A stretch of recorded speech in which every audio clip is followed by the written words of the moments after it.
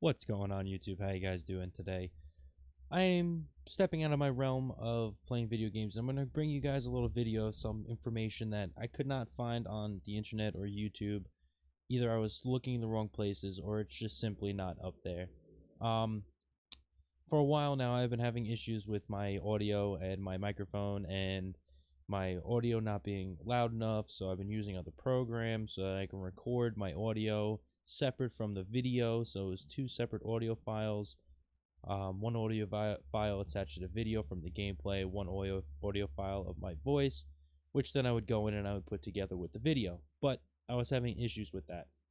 So I stepped out and I got a new microphone thinking that that was the issue. And with the purchase of the new microphone, it came with Phantom Power. Now, I don't know the exact name of it, but it's like a little amplifier for your microphone. Now, for the people that don't understand what this means, and the information I could not find on the internet was, why do I need this Phantom Power? Why do I need this little amplifier? Now, if you think about the whole aspect of the microphone and how you talk into your microphone, and then the signal gets sent down that extremely long cable into your computer, as some of the microphones, the lower grade microphones, come with a, I don't know what it's called, but it's the end that goes into the back of your condenser mic, and then a 3.5 millimeter jack that goes into your computer. Now, with the travel of the audio and the signal going all the way down that long cable, it loses power, it loses signal. So you're not getting the full potential out of your mic. You're not able to get everything that you possibly can out of it for that reason. It's almost like your car and you're going on a long road trip. Okay? You hop in your car with a full tank of gas and you start driving. You get halfway through your road trip and you need to fuel up to get through the other half. That's where the Phantom Power comes into play. It's pretty much refueling the signal that's coming from your mic to send it back to your computer with a stronger signal. And it's not just the same signal, it's an amplified signal, so that, say you're talking into your mic and it's coming out. I'm just going to use shits and giggles numbers for people who don't understand. Say you're talking into your mic and the signal is coming out at a 10. Okay, by the time it reaches your computer through the long stretch of cable, it's at like a 4. So you're already losing more than half of your signal. Now, when you send the signal to the amplifier, by the time it gets to an amplifier, it's a 4.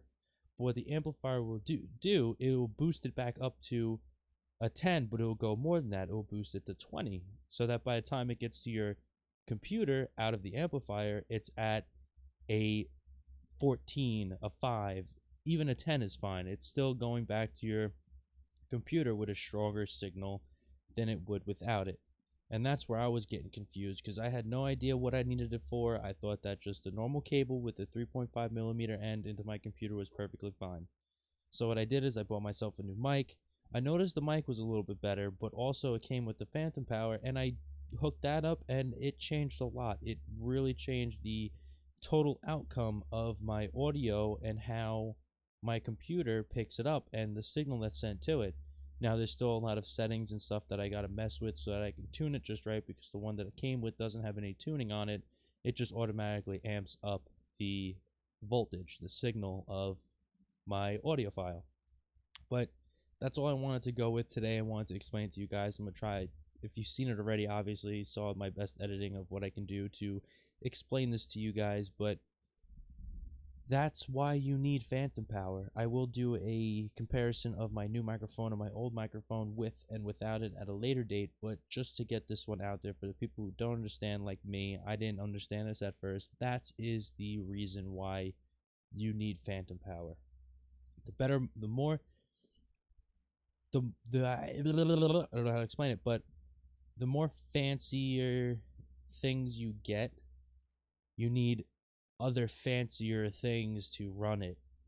For instance, you know what I'm saying? Like, you need to, if you have $100 microphone, you can't just go and say, okay, I got a microphone, hook it up, and say, okay, good. No, you need to go out and spend that 50, 80 bucks on everything else that you need, so that you can use your $100 microphone to its full potential.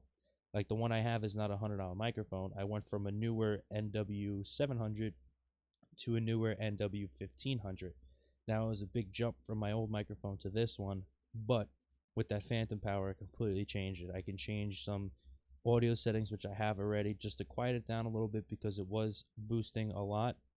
It was clipping a lot as well, so I changed all that. But like I said, I just wanted to get this out there so people have an idea and know somewhat of why they need it and how important it actually is if you're having mic issues. Because if you just go and buy a $20 microphone and go, okay, this is better than what I had, but how do I make it better?